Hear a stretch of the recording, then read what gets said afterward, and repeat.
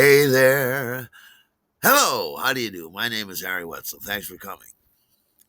It's the 80s, darling. Indeed, it is. It is November the 4th, 1983. I am standing on the corner of Broadway and 43rd Street. It's a beautiful Friday night at around 9 or 10 p.m., and I'm standing on the corner admiring the beautiful lights and sights of Broadway. And I just got fired from a job. What? Yes, I know. This is new. I've never been fired before. I've never been fired from a job before.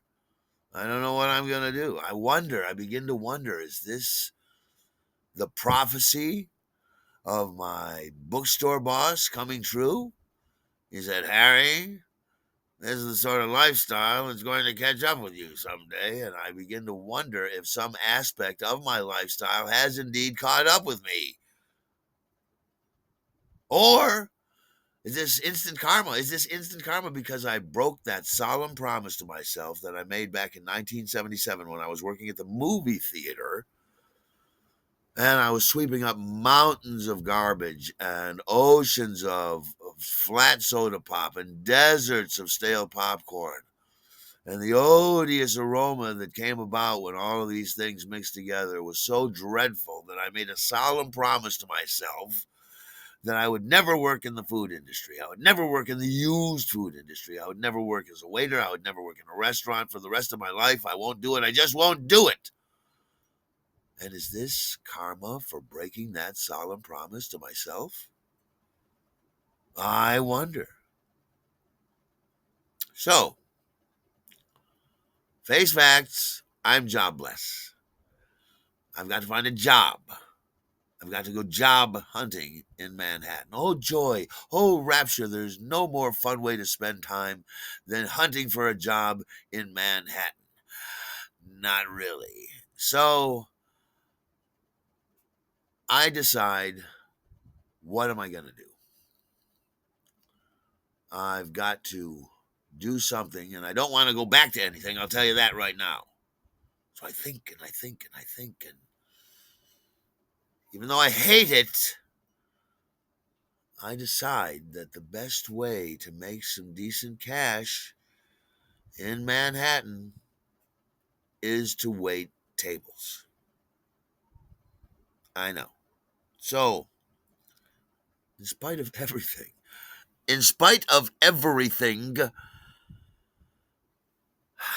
I decide to go around the Upper West Side and applying at restaurants for a job as a waiter. I get out my waiter disguise, my black pants and black vest and black bow tie and white shirt, dress for the job you want. I've got my waiter disguise and I go around the Upper West Side. And you've got to determine if it's a place that you can even stand to work at, because some of these places are a little bit too fancy, a little bit too upscale. Yeah, those places are vicious. I don't want to work in a joint like that. Or some of these other places are too rough, literally vicious. I don't want to work in a place like that either.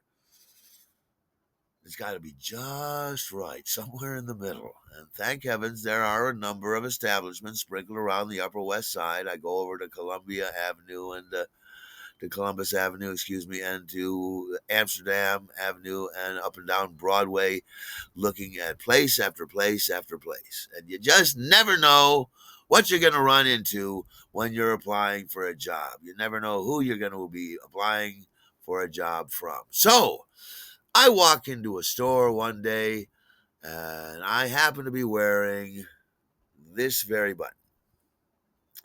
Yes, the same one. I've had it all along. Yes.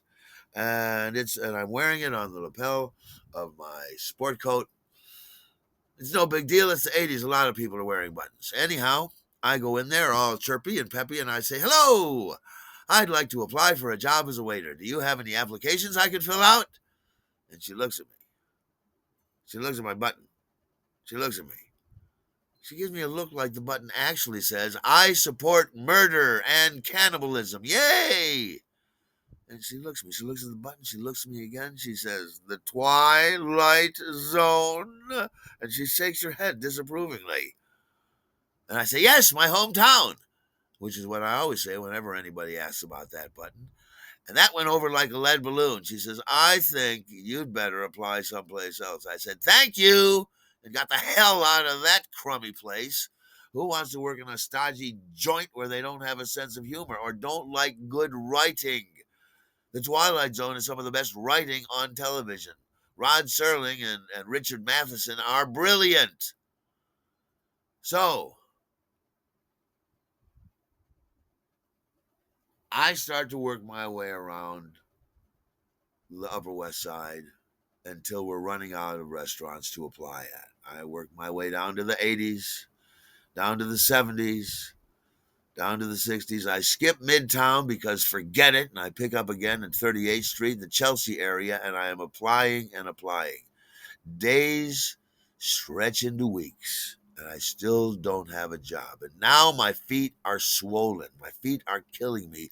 I've been beating the pavement for so much and for so long that now my feet are killing me. And I have this sort of hobble as I walk around, which I have to hide and pretend that I'm not in pain when I walk into a place to apply. You know, I've got to pretend that I don't look like I'm drunk or feeble or something, because nobody wants to hire a waiter who walks like an inchworm. What am I going to do? Right. So I eventually worked my way down to the 20s and all the way down to the Village. I've done the entire Upper West Side. I don't get any phone calls back. There must be something about me. In spite of my waiter's costume, that there must be something about my face that says, "This person is not a real waiter. Do not hire him," because I'm not getting a single phone call. Days stretch into weeks, and now it's 3 weeks without a job. And in New York City, that's a long time. That's serious. Now, I am have been prone to be kind of depressed. And this is an actual reason to be actually depressed.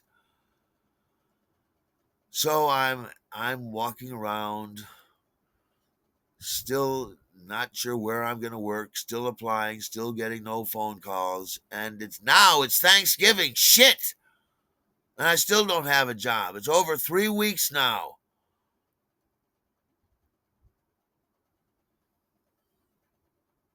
So anyhow, now it's the Sunday after Thanksgiving. Right. And I go over to my friend Carp's place, and we decide to go out and get drunk. And we did this a lot of times. We just go out and bar hop and get drunk, and we had to shake hands at the beginning of the evening and make a deal. We said we'd have to shake hands and say, "Look, no nervous breakdowns," because we were both prone to losing our minds. So we said, "No nervous breakdowns," and we'd shake hands on it. Sometimes it worked. Didn't always work because we were both, as I said, uh, prone to get a little bit loopy. Anyhow, so now we go out and we get all fucked up. We go back to his apartment. We're smoking dope, and it's pretty late. So I just crash out on his sofa. Right. He's got a nice apartment. He's got a comfy sofa, and he's got a pretty cool roommate, Dennis. Anyhow, so now it's the next morning. We wake up and we crawl out of the mud, smoke some marijuana, smoke some dope, smoke a couple of bowls, and then I decide that, hey, I'm over here on the Upper East Side. I should probably start looking in a new neighborhood. How about that?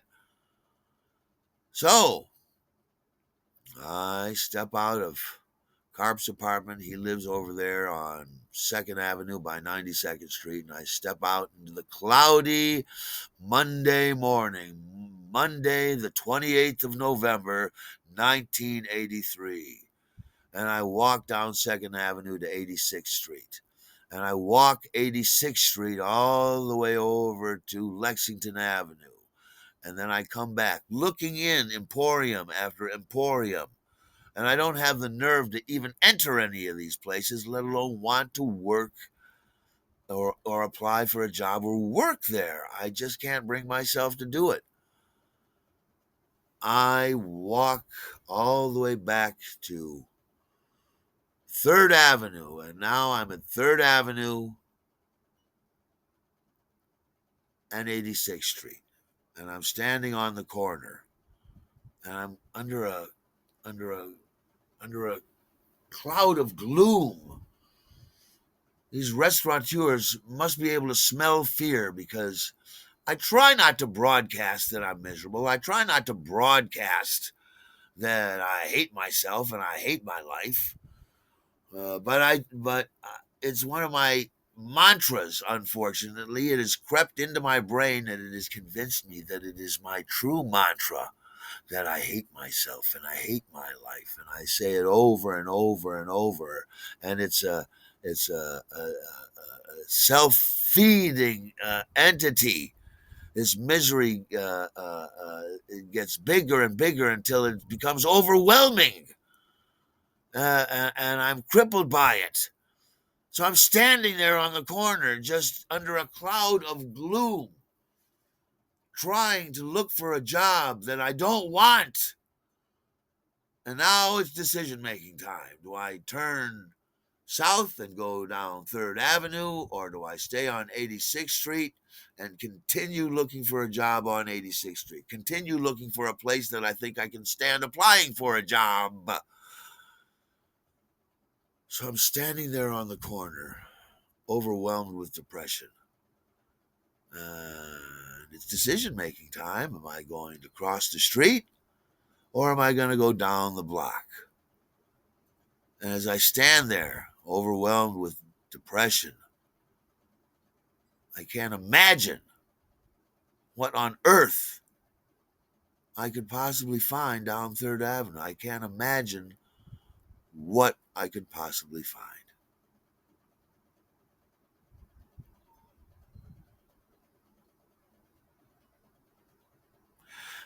End of Stave One. Yes, we've made it through the first unit of the story. I'm so excited to tell you about Stave 2. Keep coming back. Thank you for everything. I love your support. I love you guys. Share this out. Tell everyone you know. We're building an empire, subscriber at a time, but we need to do it together, and I need your help. I can't do it without you. So share it out, and I thank you so much. I can't wait to tell you about Stave 2.